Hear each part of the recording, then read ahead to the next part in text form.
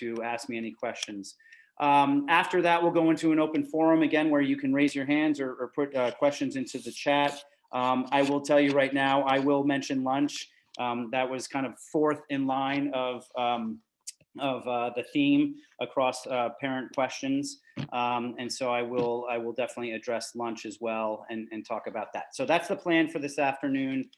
We will be done by 5 o'clock, and we will see how far we get. So I'm actually going to reverse. I said we'd start with COVID policies and then go into absences. I'm going to start with absences and just say I hope that you will all continue to be overly cautious. And this is some of the feedback we've gotten, is that we have asked you to be overly cautious with keeping your children at home. The health app and the checklists I know are very clear and tight, and they should be and they need to be. And so we've gotten some questions of, as allergy season, as the change of season, some of us just get a little stuffy or red eyes or whatever it may be around just going from the leaves falling. We do ask that you continue to be overly cautious. And one thing I don't want to get lost in this is let's make sure our kids get better too. There's been a little bit of a, we don't want to miss anything. And I know that's the case academically, but let's make sure our children are able to recuperate as well and get the rest that they need. The final thing I'll say about absences very broadly is just to remember that like in any year, but this year in particular, our teachers are going to be very flexible. A kid missing a quiz because they're out sick does not mean the kid gets a 0 on the quiz. Of course not. That would never happen. The students will be given time to make up work and do that at a reasonable request. So just want to kind of remind people of that our faculty will be and continue to be very, very flexible around those absences. The good news and kind of the headline here is I know there's been some pushback. I said to you, even on back to school night, that we would kick in our remote learning program with Zoom and letting kids sign into classes from home who are staying home for an illness. I had initially said a couple weeks ago on back to school night that it was going to be on the 3rd day. We're bringing that back to the 2nd day. So if a student is out for a single day, we are not going to put in the remote learning, but after that we are happy to, and we are happy to let the kids sign into the classes via Zoom or via the OWL that the teachers are going to be using, and go from there on the 2nd day that they would be out. Now, I hope you can understand, and I'm not sure how much detail to give you here, but one thing we've been struggling with is the communication trigger for that Zoom. So one thing is it's hard for us to know if a kid's going to be there, the next day or not, of course. We want our teachers to be able to prepare. That's been a thing you've heard me say a lot. It's challenging for a teacher to find out, the morning of a class that suddenly, they need to pivot, and we're able to do that, but it's not without some, pivoting and adjusting. So the sooner we know, the better. And so what we're asking you to do is we're actually asking the students to reach out to the teachers themselves if they know that they are going to be absent for a 2nd day. I'll put this into my weekly. So I see some people taking notes already. I'll put this into my weekly, but we've also told students that they don't need to be here when they don't have a first period class. So that we thought that might be a trigger, like Karen Chang, Nurse Chang might be able to help us, or Cindy Eaton might be able to send out a message to teachers and say, well, this student's not here today. It's their 2nd day out. But what if that student doesn't have first period class? So the bigger message is we're giving a little bit and we're happy to do it, but we're actually going to put a little bit of the onus on the kids themselves to reach out to a teacher to say, I know I'm not going to be in school for the 2nd day tomorrow. And I'm going to be zooming into your class at 8:30 or whatever it is. So I hope that feels better for again, the many parents who were saying we're being overly cautious and keeping our kids home when we wouldn't in the past. But we are asking you and your children to kind of bear some of that burden of communication. And frankly, it's the easiest way we found. There was no other kind of smooth way that trigger to know that a kid's not going to be in a certain teacher's class. I know that's big news, and I hope welcome news. I'm going to pause there and see if there are questions on that. And again, the best way to do this, everyone, is to raise your virtual hand, because we're up to 65 participants now, and I've now got 3 screens. So if anybody has a question about the kind of the zooming into a class, or the communication about absences, I'm happy to try to answer that right now. And again, hopefully that is welcome news. I have one big thank you from the chat. Mr. Cronin, looks like you've got a question, but so go ahead. What's your question, Mr. Cronin? Yeah, so I have a question for you. So on the app, if we know, like this week, my daughter was absent.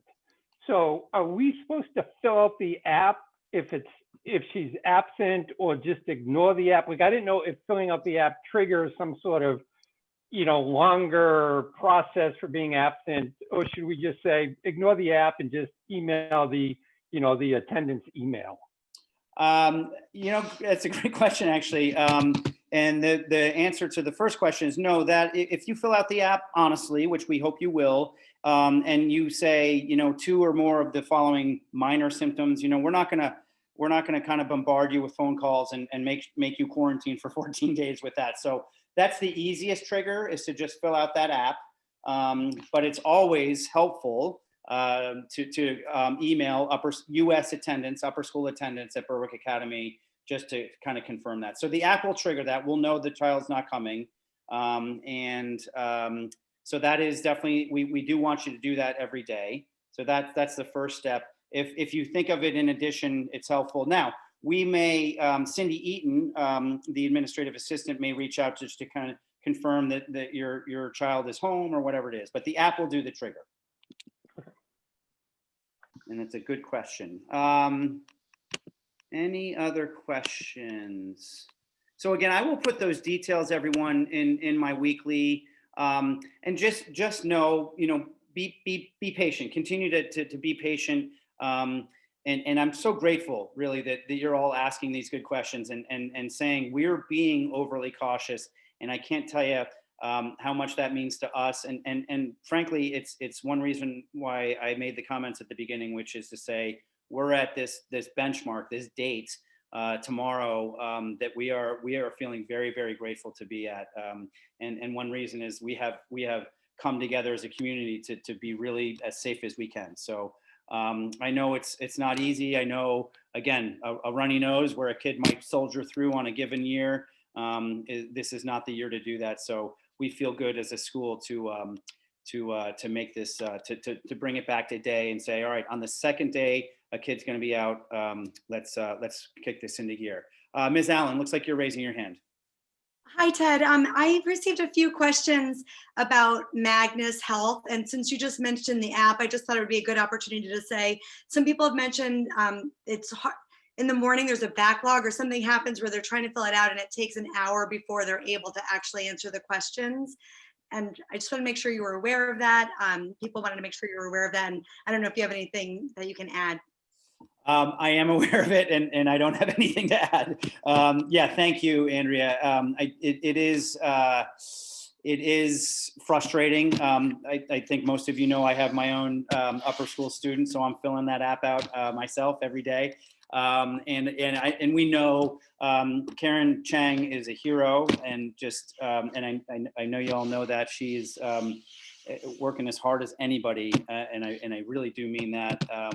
And so anyways, Magnus is unfortunately a little bit out of our control. We do know there are days, in fact, I think the last 2 days have been particularly hard, and you're watching that circle spinning, the rainbow colored circle and that kind of stuff. So, right, exactly. I see a couple of you doing that with me.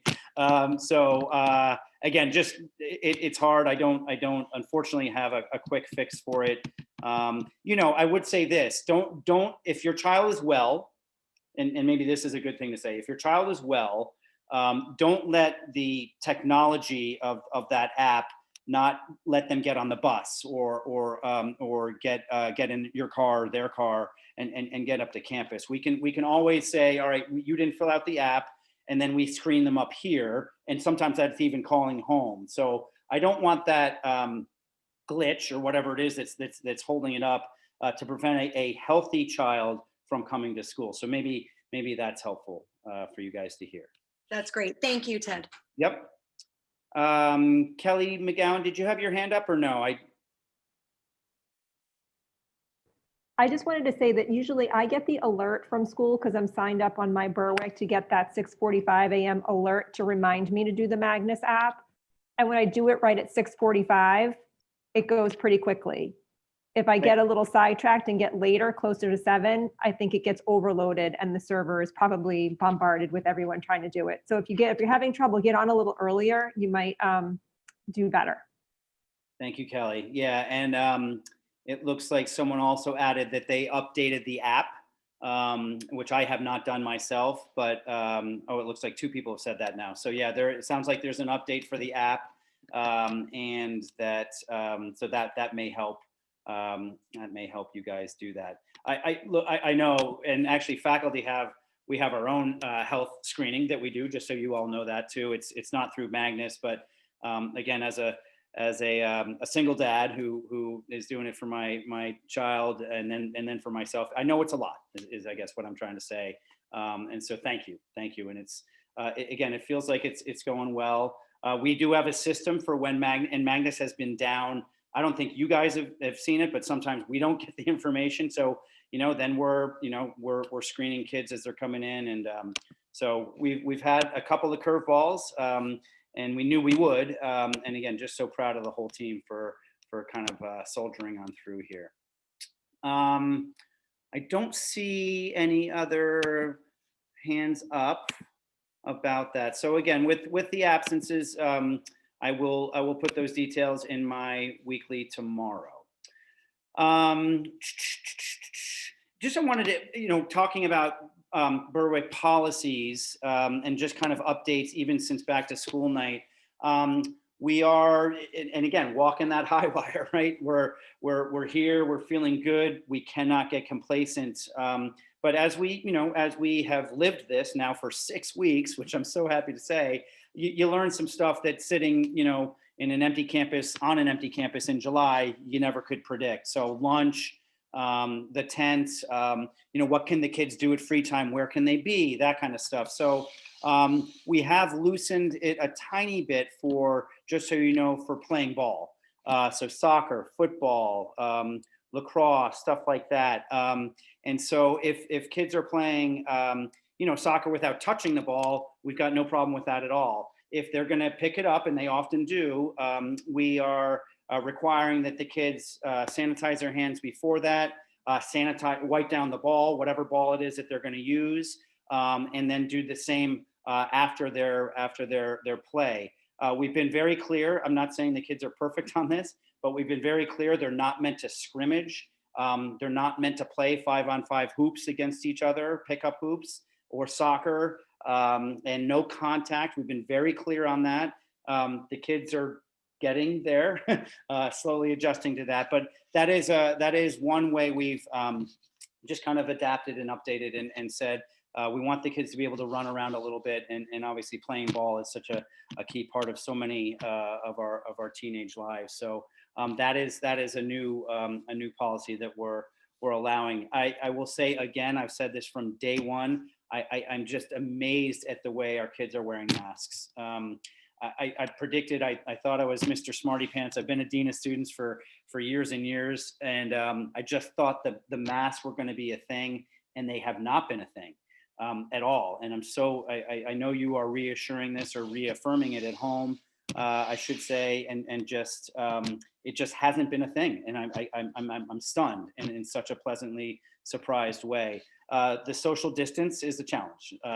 Kids like to be near each other, and you guys probably go through that as adults as well. We're still kind of walking around, and this is my symbol. You can't really see me. I got my arms out, and that's kind of our distance sign. So the kids are getting better with that.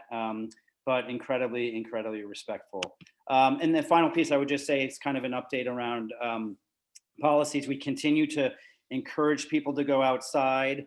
Another reason for the shift for me, again, kind of protecting the faculty, to say, let's not Zoom immediately, was to say, as a teacher, if I've got a kid learning remotely, it just kind of keeps me anchored to the classroom.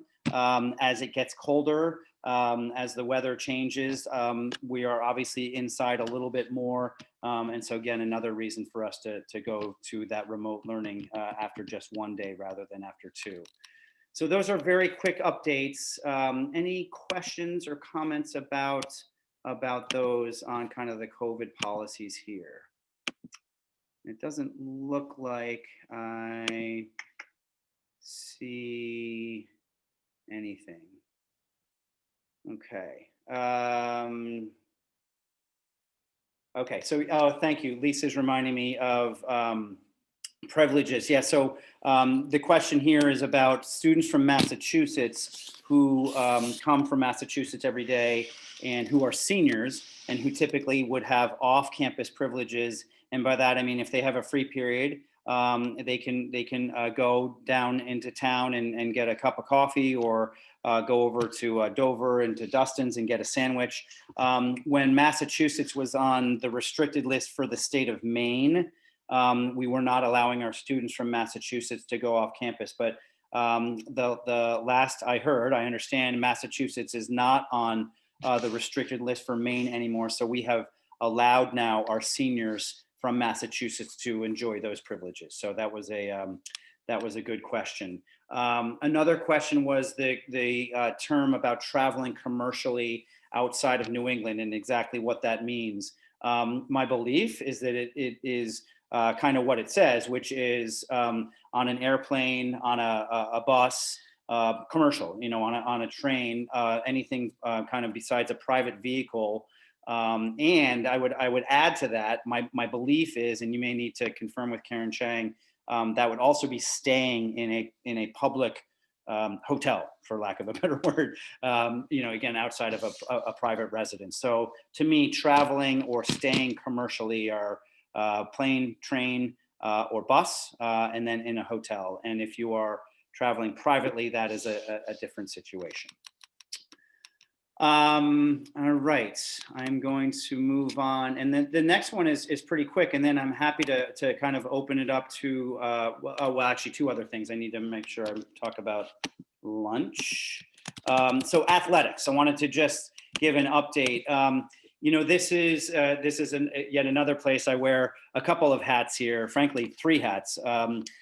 First, as a dad of an athlete, second, as the director of the upper school, and third, as a varsity soccer coach. So it's been a long 5 weeks in the fall without getting our kids out, and frankly, most important to me, like getting them out and getting them active.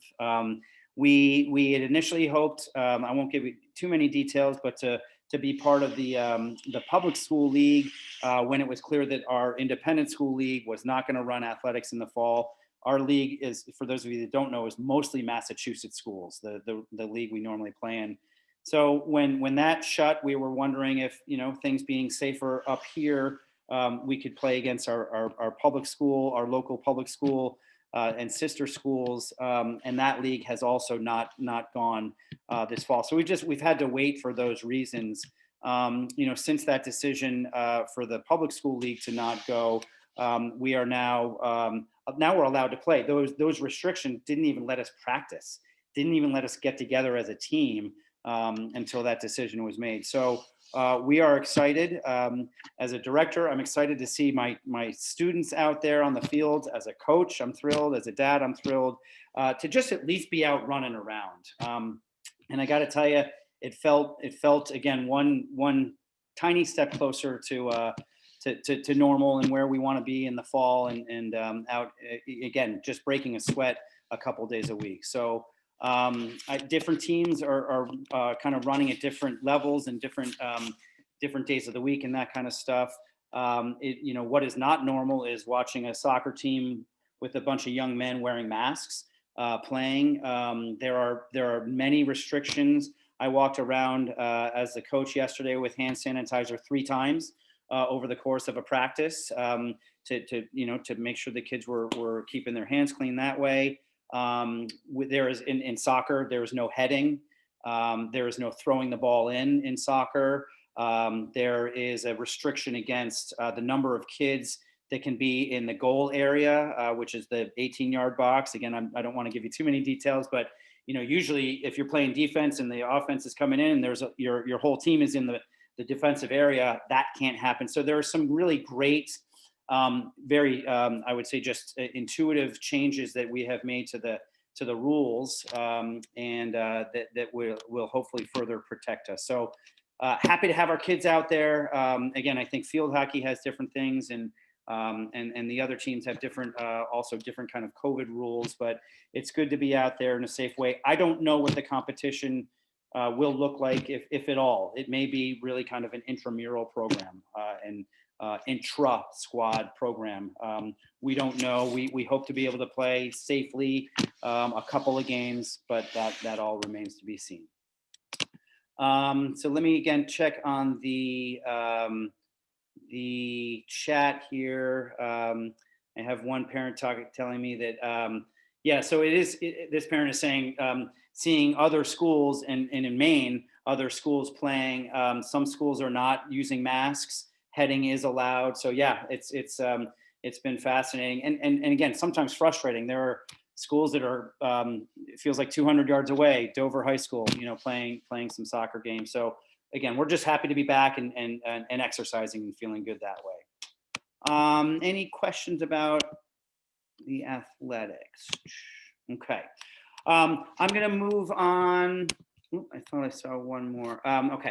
I'm going to move on. Lunch. Among I mentioned Karen Chang. I should also mention Jason Murray, who's our director of facilities, whose team has just, I can't tell you, tireless. So they've just been absolutely remarkable. And up there with those two, I would put Kate Dolan, the head chef and manager of Sage, our food service. So they've been working incredibly hard, and we know that the lunch piece again has not been perfect, and they are changing every single day and doing so much. A good opportunity for me right now to put a plug in for that app. And it's due on Wednesdays. And so I just sent the list out to the advisors today.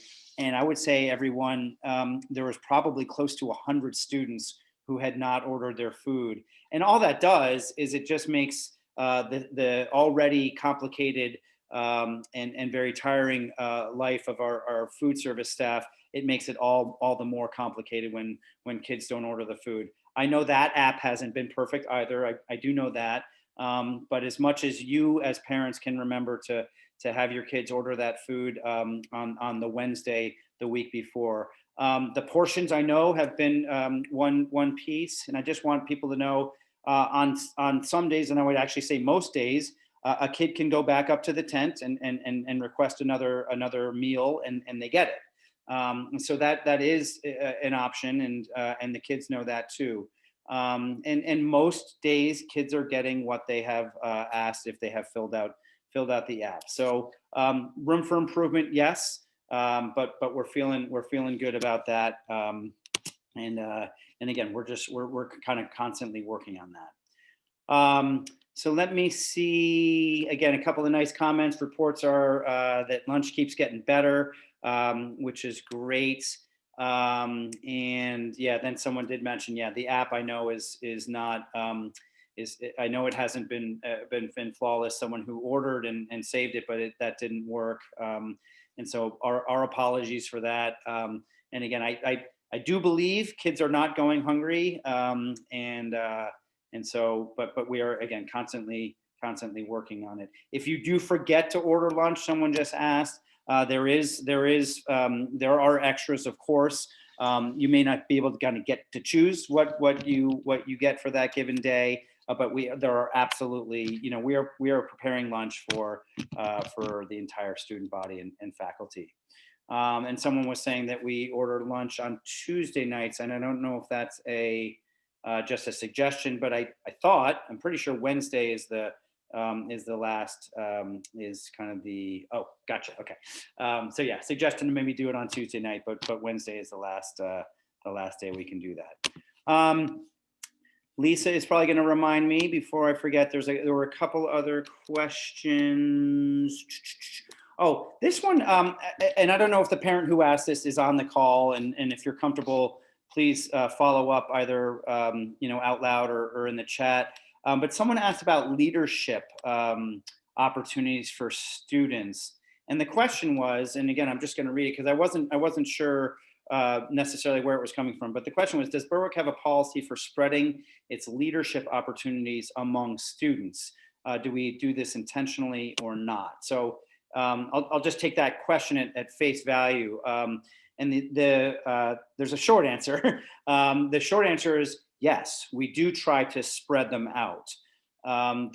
For example, when a kid gets, and we do the elections and the nominations and the selections, there's kind of all three in a certain order. So sometimes the most coveted positions are, for example, like the prefects would be selected first. We then don't turn around and say, okay, you are 4 prefects, and now we're going to let you also be on the student leadership council or on the SWAT team. So is that a hard and fast written policy?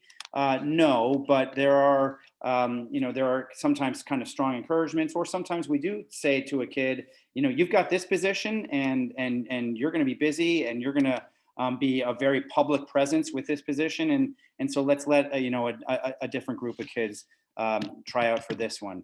There are a bunch of kind of leadership positions under that: a peer tutor, a captain of an athletic team, a captain of a dance squad, club leaders. Those positions really are kind of wide open for those who are interested, and again, who may be either elected or selected. So I don't know if that answers the question of the person who asked it, but feel free to follow that up in a different way.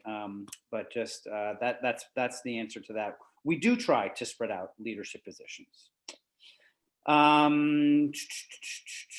Let's see. I'm again now just looking at the chat feature here.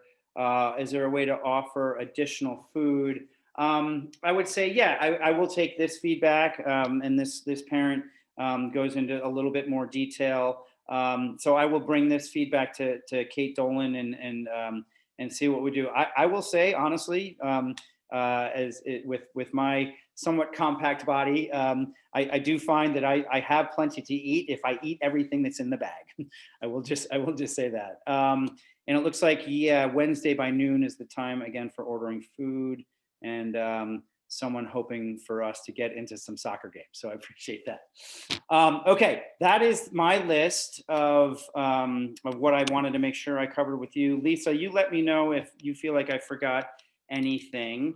And then I want to open it up to, again, either the chat or people raising their virtual hands, which I think you should be able to do in the participants, in the participant button tab, and it'll open up a column to the right, and you should be able to raise your hand in there. So I had someone ask, I had another student ask me this question that someone just asked about a no homework weekend. This is not a no homework weekend, and we have not had those this year, or we have not planned those, I should say, this year. And happy to talk more about that. I would just say the combination of the several Mondays off, and our new schedule, I should say, which debuted last fall, and which unfortunately we only got through 2 trimesters of on campus. Our new schedule, a big piece of that new schedule, so this is pre-COVID, was geared towards lightening the homework load for our students. So I'm not sure that no homework weekends will happen again. I'm not saying they won't, but I'm quite literally not sure that they will or not. So they are not on our calendar for this year, and so I don't know that they will be. And part of that is a result of the Mondays off, the several Mondays off we've had this fall, and then kind of frankly the uncertain future. Excuse me. I am actually gonna take a sip of water here. So I have a question about a dance. There's a dance team, but not applied music. I'm going to point you to the parent that asked that about, I'm going to point you to Reagan Russell, our visual and performing arts director. I don't mean to cop out on that, but I would probably not give an appropriate answer. So fair question, but I would ask you to direct that to Reagan Russell. A great question about recording the What Matters to Me speeches. So you can live stream, by the way, those events, the Wednesday assemblies. We live stream convocation to anybody, but to the parents of seniors last Friday. So and we feel like that's actually going really well. It was amazing. We had and back to school night as well, obviously on Zoom. But I think we had a family from abroad join us for our convocation the other day, which was really, really exciting. And so those What Matters to Me speeches are being live streamed, and I think they're being recorded as well on the Zoom feature. So they are being live streamed. So that's the short answer. And you should, if you can, Wednesday mornings at 10, probably about 10:50. 10:50, hear a member of our community give the What Matters to Me speech. They're amazing. What else can I answer for you? I'm seeing again from Lisa, my good friend here. Lisa, you're going to need to give me a little bit more besides yearbook and dress code. I'm not sure what there is going to be a yearbook this year, if that's what you're asking. Yeah, I think the question was, since pictures hadn't been taken and all of that, what was the status with the yearbook? I know that last year's just came out, so there had been questions about that, but that has arrived. Yep. So right. So hopefully your children brought that home, and that was again purely a COVID delay from last year's yearbook. There is a plan for a yearbook this year. People are out taking tons of pictures. I don't know the answer to what we will do about the individual student portraits that typically go in the yearbook. How about the dress code? I hesitate to ask, Lisa. I know. I think if I remember, it was just about, I think, enforcement, inconsistent enforcement. Trying to think. I think that was basically the concern. Yeah. I think, Lisa, there was also a concern about females in particular finding skirts at the right length. Right. Right. Yep. So to the latter one, I believe, I don't know, I'm not shopping for a young woman at this point, although I used to. Impossible. My daughter. I've kind of heard that one for years, and I know the different fashions and the different skirt lengths in particular can be challenging. We've gone back and forth. I guess just know that we do think about these things. We don't whimsically kind of put out a rule that says 4 inches above the knee. We've had a fingertip rule. Some of you may kind of remember that through your own experiences. That was deemed to be unfair to, I don't know whether it was taller girls or shorter girls. Anyways, we've been through a lot of different iterations and a lot of different standards, and it's hard. I guess I'll just say it's hard. It's a really, really challenging situation. And I do know that it is, again, different fashion trends dictate what the kids want to wear. And so it's a challenge. I would push back on the uneven enforcement and only say that we are addressing what we see and the situations too. We always need to kind of pick and choose the moments where we're going to talk to a student who is breaking any kind of rule, whatever the rule is. If a kid is on their cell phone, which they're not meant to be during the day, but I hear them and they're crying and they're saying, "But mom," I'm not going to go up to that kid and grab their cell phone out of their hand and put it in my pocket and walk up to my office. I'm going to make sure the kid's all right. I'm going to say, do you want to go over, in a private room and talk? So again, just know that, and that can go to, those minor things. The major things, of course, we're all over. Does every teacher get every kid who is out of dress code in any way? No. Nope. That's never going to happen. Do I ask my faculty repeatedly to please address the situations that you see? I do. And so I can only say that we are doing our best. But I know I have a daughter who used to come home and tell me these things, and I was the dean of students at that point, and kind of say, but they got me and didn't get him or her who was right next to me. So I know, and just know that we're doing our best on that.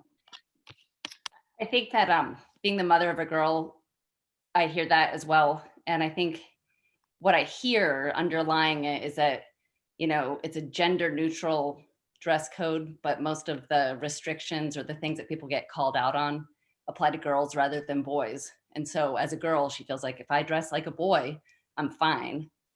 So I think, that's a bigger discussion, and I don't think it's unique to Berwick or anything like that. But I do think that's kind of a point of friction, perhaps. Yep.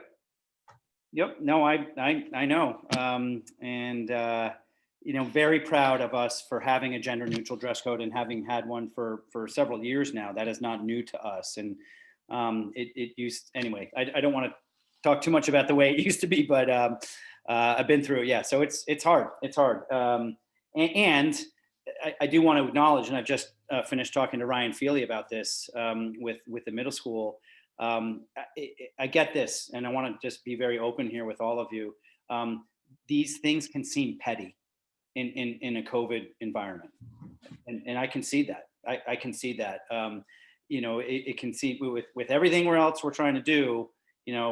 Does it matter whether it's 3 inches or 4 inches? Does it matter whether it's a 2-finger spaghetti strap? And to your point, Lisa, I just mentioned 2 things that are mostly dealing with girls. So I get it, everyone. I do. I just know that, and we have to have standards. They have to be. It has to be something concrete. And again, we kind of do the best we can on that.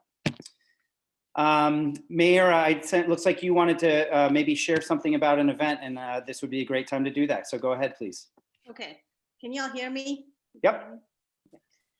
So I just want to introduce myself. I'm the coordinator. I'm on the BPC board. I'm the coordinator for cultural competency events.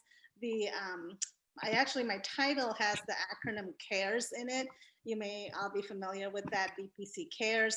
It stands for Culture, Awareness, I have to look it up, Respect, Education, and Support. But in short, what it is I work with Michael Buenceseso on cultural competency issues, diversity, inclusion, equity, and I work to bring those events to parents and to include parents along on this path.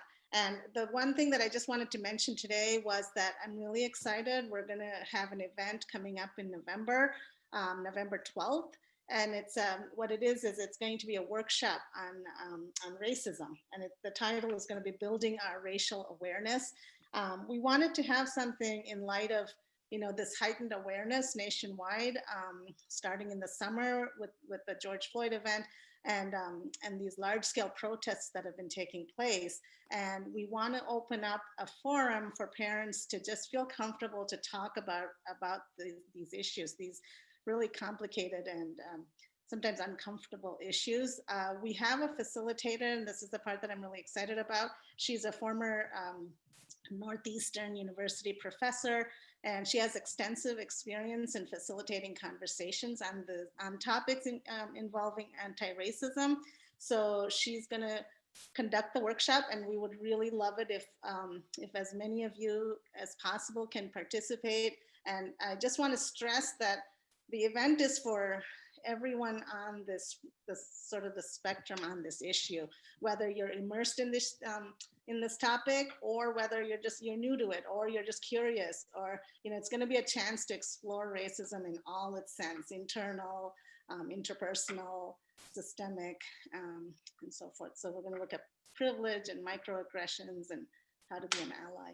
So I hope you'll all, there's going to be some more information on it tomorrow in the weekly that's coming forward, and you can just keep November 12th in mind. That's it.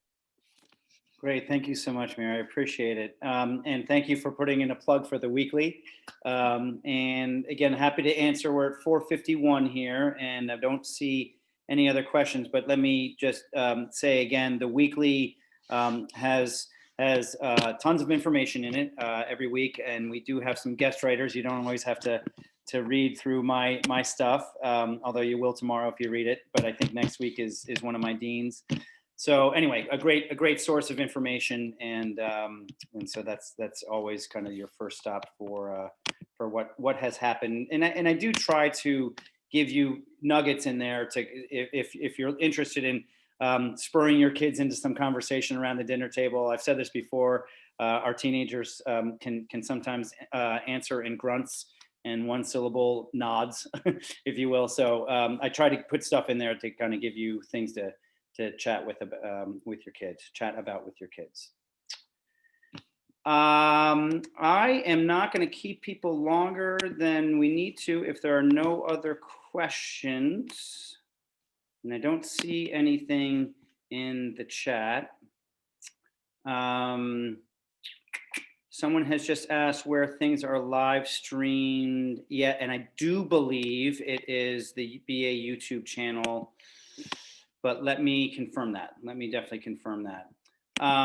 Before we sign off, I want to just make sure I thank your BPC reps, Lisa Sweet and Andrea Allen. So grateful for their support. You know, these things can go kind of one of two ways, and to all of you, but to Lisa and Andrea to kind of set up a positive, you know, uplifting, community, collaborative vibe goes so far, you know, and it's so important. You know, I kind of maybe all the way back to the beginning of being here on the eve of this day we've talked about for so long to get to this point, and we're not here without all of you doing what you're doing at home, and supporting us and supporting your kids. So I am so grateful for each and every one of you. I'm so grateful for your kids. They have handled this well. I believe, and I mean this, and we can't always say this about teenagers. You all know this as parents.